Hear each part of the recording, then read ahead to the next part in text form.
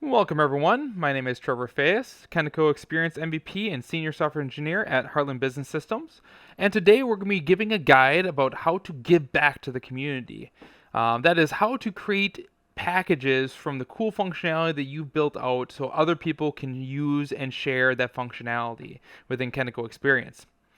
As you probably know, I am very passionate about creating tools for everyone to use. Free tools that help people pretty much use Kentico to its fullest.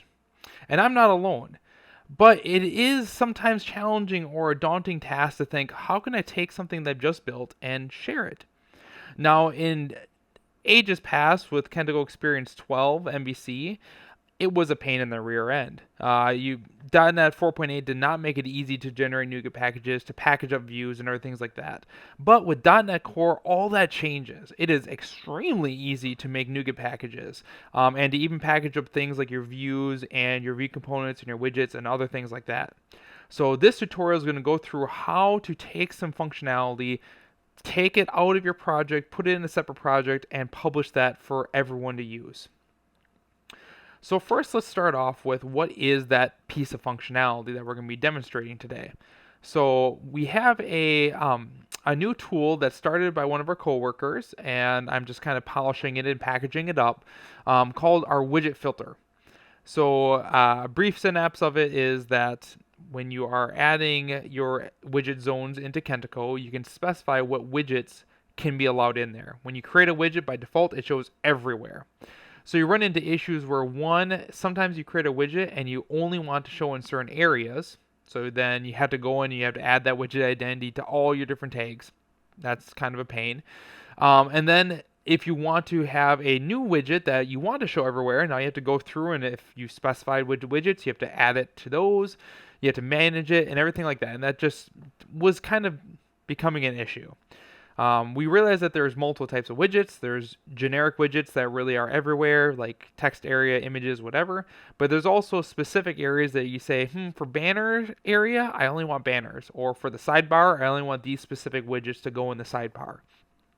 So this is where we have the first part of this, which is the widget set, that you can actually specify set names and add a register widget to sets attribute for your widget, and that way you can say that this widget is not a global widget, or maybe it still is, but it belongs in these sets like banner area or sidebar area.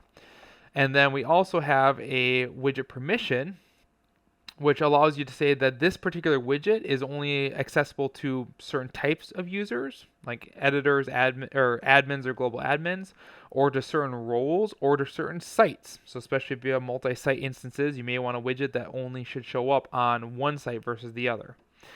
So that is the two widgets, and then the functionality to actually filter things out, and a tag helper to say this particular editable area, I only want to show widgets from this set.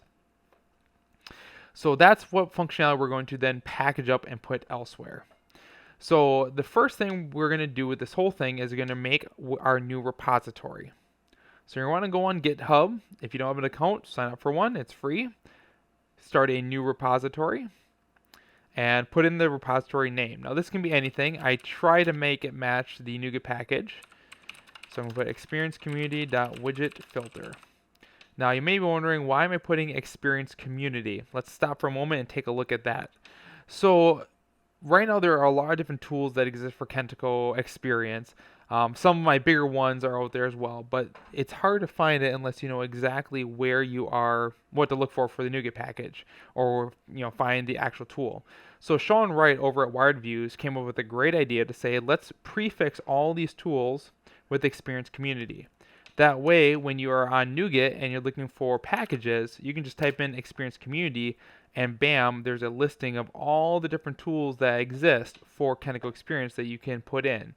Things like your page navigation redirects, or query extensions, or wildcard URLs, or localization. All these things are then easy to find. Now I'll say that there are tools that exist that don't have the Experience Community prefix because they were built before Sean thought of this. So if you're looking for other extensions, I have an Ask the Experts, I think number 9, which goes through a list of all the different ones that exist, at least at the time I'm making this video. But when you are making your repository, use Experience Community as a prefix for your stuff. make it a lot easier for everyone. So we're going to add our description. So ability to have widgets designated to sets, as well as limit widgets based on user, role, or site. We'll add a Readme, add a getIgnore of type Visual Studio, choose a license of MIT, and create our repository. All right, so we have it. We're going to now pull it down, so you can click on code, and you can just copy this right here. Usually this screen comes up with a, usually it shows you like you can run this command prompt to see it, but that didn't show up, so we're just going to manually do it. Now the next place is where do you put your repository? You're going to want to put it in a general area, not in your project itself, because otherwise you may have kind of conflict. So I made a web Kentico repositories. I'm going to open my Git GUI here. If you don't see that, this is just Git for Windows, so you can install that. Clone the existing repository, paste in the URL, clone to here, and then experience community.widget filter, clone. Okay, so here's our repository. Sweet. Now we're going to go into our project, and we're going to add in our new project that will go into that spot. So new project. Because right now it all exists in the MVC, so we want to move that outside so we can create a package. So you have a couple of, one of two types of projects that you're going to create. It's either going to be a class library or a Razor class library. Okay. The Razor class library is going to allow you to have views. So if you're doing anything with widgets that have views or view components or controllers with features, a Razor class library is going to be the way you want to go because it has the logic to actually take those views and put them as part of the DLL. In my case, I don't have any views at all, so I'm just going to do a regular class library. So that's the first question you have to ask, which one of these is it going to be? Then we're going to go ahead and place it in our new spot. So I'm going to copy the address, and I'm going to call the project name the same thing. Next question is, what framework do you use? Now, minimum has to be .NET Core 3.1 for anything that uses like MVC stuff. You can do .NET Standard if it is a pure code with no references to anything MVC. You might limit yourself there, so usually .NET Core 3.1 is what you want to do if you possible. You may have to go to .NET 5 depending on your features. But anything that's .NET 3.1 will work in 5 and 6. So that's why in order to have the most usability, .NET Core 3.1 is the best way to go if you can do it. Sometimes you can't. Okay. Now let's delete the base class that starts with it. Now let's get our dependencies going. Okay. Now by default, this is just a regular class. So if you don't reference anything MVC again, you don't need to do this next step. But I actually need to use basic ASP.NET Core MVC stuff. So the way to do that is you make an item group, and then you're going to add a framework reference, include equals Microsoft.ASP.NET Core.app. I'm going to hit save. It's going to do some magic, and now I have access to ASP.NET Core basic framework functionality. Next thing we also need to do is add our Kentico Experience in our case. So we're going to go to Browse, Kentico.Experience. Let's just do Kentico. Come on. No, there we go. That's what I'm looking for. So you're going to do one of these two packages, depending on what you want. This is needed for anything that has page builder functionality, which ours does. This has just the basic access to the Kentico Experience library. So depending on which one you need, it's going to be one of these two. This includes libraries, so I'm going to do this one. And then you have to look at what hotfix. So you want to pick the lowest hotfix version that you can use to do your tool. The reason is because this will be the lowest standard for when other people install this package. If you pick the highest hotfix, for instance, then only people at or above this hotfix would be able to install your package. So we want to keep it low. Sometimes you need to go with one of the refreshes if it's a feature in that. In our case, I can go with the lowest, so I'm going to go at 13.0.0.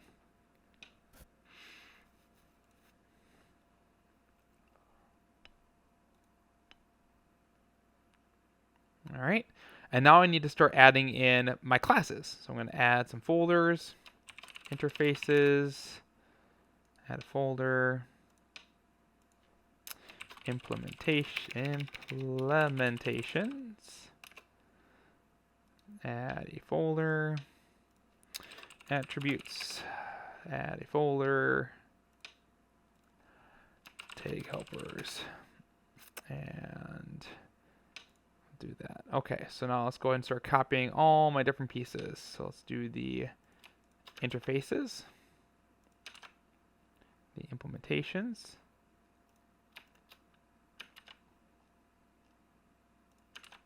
my attributes. I'll get my tag helper since it's right here, tag helper. And lastly, the attributes right here. Okay. Now right click and build, and let's just see where we're at. So if you need to reference anything else, so we're good so far. It's building. Okay. So that is complete. So the next part is I'm going to go ahead and delete these from my project because I won't need them anymore. And get rid of that. And get rid of the attributes. Okay, so now I got rid of the things that I had in my existing project. I will add my reference for now. Okay. All right, now the next part is hooking this up. So in my startup.config, and I actually don't have it here, but I had a services.add. Actually, I wonder if I can just Control Z.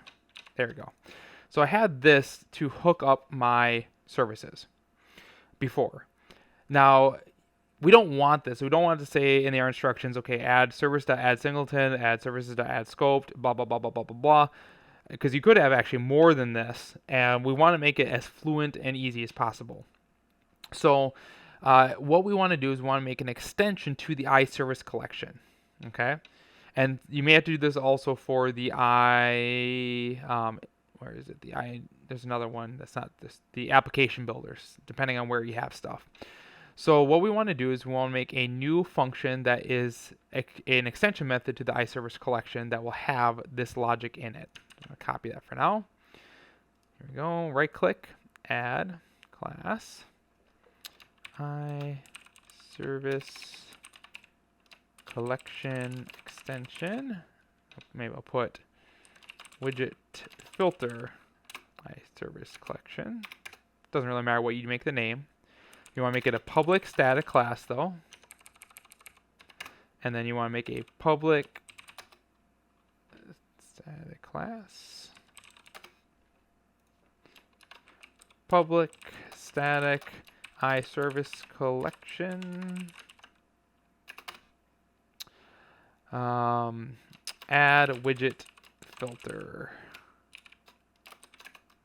It's going to have this, so you know that's part of this, an extension, iService collection, services. And in this case, I don't have any other properties, so that's all I need. So here's my logic. So I'm adding a singleton. Singleton means it's going to be once per application. The widget set filter is just grabbing all the attributes. It doesn't matter in the context, so this fine. That's one per application. And then a scoped of the widget permission filter because it depends on the user that is on the current request. So that's going to be each request will have this. All right. Now, the other thing that I didn't show in this video, but as you see my namespaces, I already updated all my namespaces. As you copy your code in, make sure to make your namespaces the new one. Except, you'll see in our attributes, I have this is the namespace. So this is an exception to it. So the reason why I put this namespace is because anyone who is doing a register widget attribute, the register widget attribute that Kentico uses to start up your widget has the same namespace. So you have to be using this namespace to register a widget. Thus, also you'll see register widget permissions and register widget to sets as options when you're adding those assembly attributes. So that might be a little bit of a trick to make sure that if you make like an extension method or something else, especially if you're doing like extension methods to like query objects or whatever, to use the same namespace. So if they are using that, they will most likely see your extension methods. In this case, even though this is an extension method, we are going to keep the namespace because we want to be able to say using this thing here in our startup and stuff. Okay, so now my startup, I can get rid of this and I can do add widget filter because I already have the namespace set. So now I can tell people just do services.add widget filter on the and then they'd find the namespace, and that's all you need to do. I will make a quick note that's on the side that if you ever need to pass in properties, so one thing is when you're making these tools, you might want to allow users to select one method versus another in terms of like different configurations. What you can do is a little trick right here. It'll pop up. There we go. So this is a different project that we have a configure authentication extension that hooks up a configuration. And what we did in this is just a little trick. So here's my authentication builder extension method. I'm passing an action of type my configuration file or class. And inside of it, I make my new instance of it. I put some defaults. And then I call the configuration.invoke on the object. So it passes that to here. So when this is here, this is my baseline authentication configuration that I just created. And then now I can add my services of my type. So now anywhere in my application, I can call iAuthentication configuration and get this object that the user can extend and modify. So that's kind of a cool little way to allow users to then have control over the settings of your project. Just throwing that out there. Okay, back to this. So now we have that there. Now we pretty much have our project ready to get packaged up. So let's take a look at the last couple things. So we're going to take a look at the package on the properties, and here's where we say generate a NuGet package on build. Check. That's all you need to do, and it'll do it. Package ID, this is where you can type it in manually. I already have the package name set, so because it's the name of the project, you can change it to make sure it's experience community.widget filter or wherever you want. The version of it, usually depending on how you want to go, you can keep it where it's 1.0.0.0.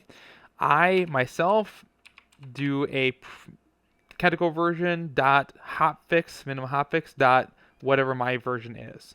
So if I make an update, it'll be 13.0.1. If this requires Kentico hotfix 15, it'd be like that.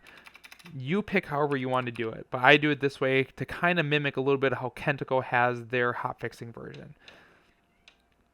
Authors, so this is where we can do the Trevor Fayas. Yeah, put Nivi. All right, company, Heartland Business Systems. Assembly, project, that's fine. Description, I'm just going to copy from that one. Copyright, don't really care. Project URL, we're going to go ahead and add in the URL of our GitHub. Yep. Now icon, I have it inside of the Kentico repositories here. So this is where now you'll want to put like your company logo.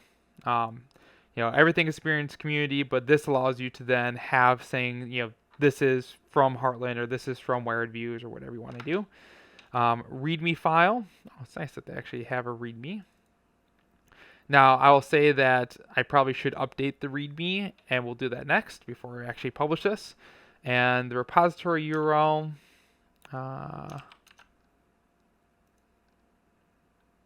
For linking to the project, use the project URL. I think that's the same thing. And then default is Git. Tags, Kentico, semicolon, experience, widgets. There, so that's fine. And release note, initial release. The release note is what you would update every single time you push like a bug fix, because that will show up what that is. Got that. File version, good. License, embedded file. Let's do the MIT license that we have. There we go. Actually, I wonder if, I think you can do, here we go, MIT. And then I don't really care for them accepting it. You can if you want. Okay, save. So that's our project. So before I actually build this, I'm going to go ahead and update the README next because it's going to include in this. So let's go ahead and do that real quick. So let's actually do,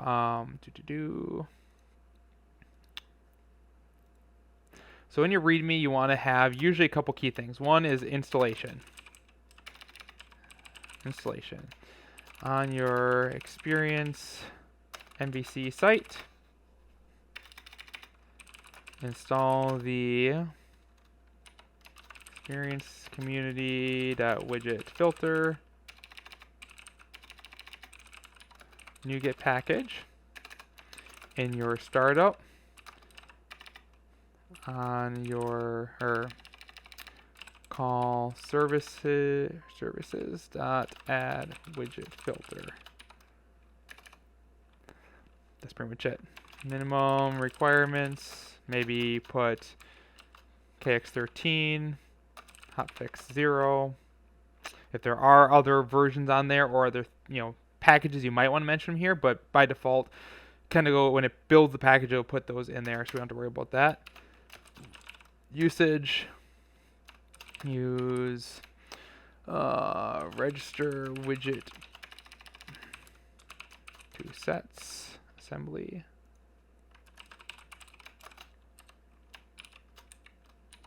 To register your widget with set names.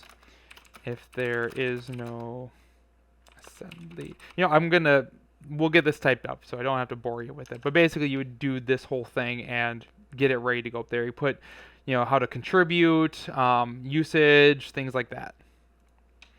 All right, so we're gonna go ahead and just show you how to publish it next. So all we really need to do is right-click and build now, or rebuild. Now you're gonna notice in here, as it builds, I might need to actually do a build. I'm gonna do a build instead of rebuild. That's right, it puts it in one of the these folders. Oh, the other thing is your version, you might want to build it on release when you're ready to actually publish it. So build, there we go. Now if I go under object, release, there's my NuGet package. So all I need to do now is go on to NuGet. If you don't have an account, again, go ahead and create one. I'm going to upload, drag her in. Nope. That's not what I'm looking for. One more down. Here should be the NuGet package. Where are you? Release. I always forget where it is. Open folder. It's probably under the bin. It's in the bin. Sorry about that. So under the bin folder in the release, there is your item. If you did it in debug, then it'll be under the debug one. So let's drag that in. And as you see, it has all the information. It'll have the logo. It'll have the link. This is where it will automatically pull in that README. You could do more. I'm just going to go ahead and actually, I'm just going to get rid of the usage of this and publish it as is. There we go. So I'm just going to take that build and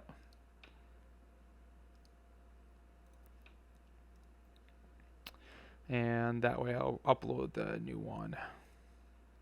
Bada bing, bada boom. There we go. I still want to include the usage. Did I? Oh, I saved that, yeah. Okay, I'll try one more time. Doesn't work, then we'll just keep on going. Build.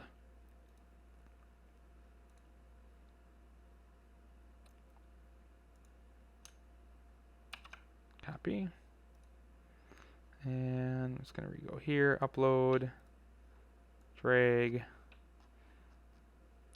Okay, I'll change it later. It doesn't matter. And then you'd submit. That's pretty much it. So once it's submitted, it'll take a little bit of time for it to show up on your index. This is where you'd wait. Once it is there, then what you can do is you can simply remove the reference to your project. So you just remove it. And then on your MVC, you can just add your NuGet package. If ever at a point in time you like, oh, there's a bug, I want to retest it, you just do the reverse. You remove the NuGet package, and then you re-add your existing project and reference it. You know, do your dependencies, add project reference, and then reference it. Then, as long as you set that back to debug on this right here, you should be all set to go.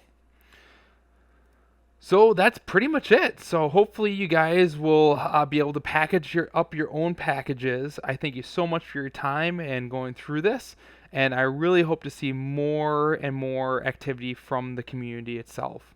If you have any questions, please send me a line.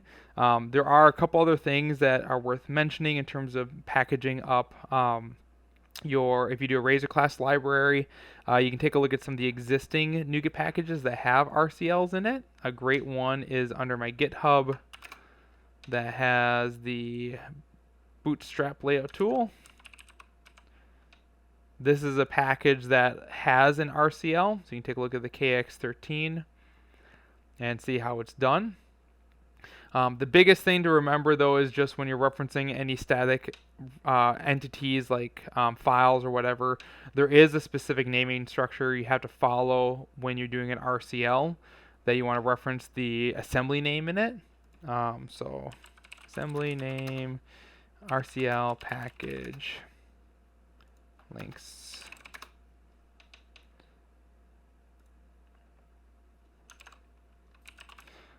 So if you do any file names, you're going to do the on the lines of CSS. You can do default items. There's a place, I'm not going to have it on this video, but there's a place then you have to actually specify and change the links so that way when it packages up, you reference your package in it. Usually it's the name of the project. But anyways, I'm not going to bore you any longer. So take her easy. Again, if you have any questions, just put them in the comments or send me a message on the Experience Community Slack channel. Hope to see more tools out there. All right, take her easy.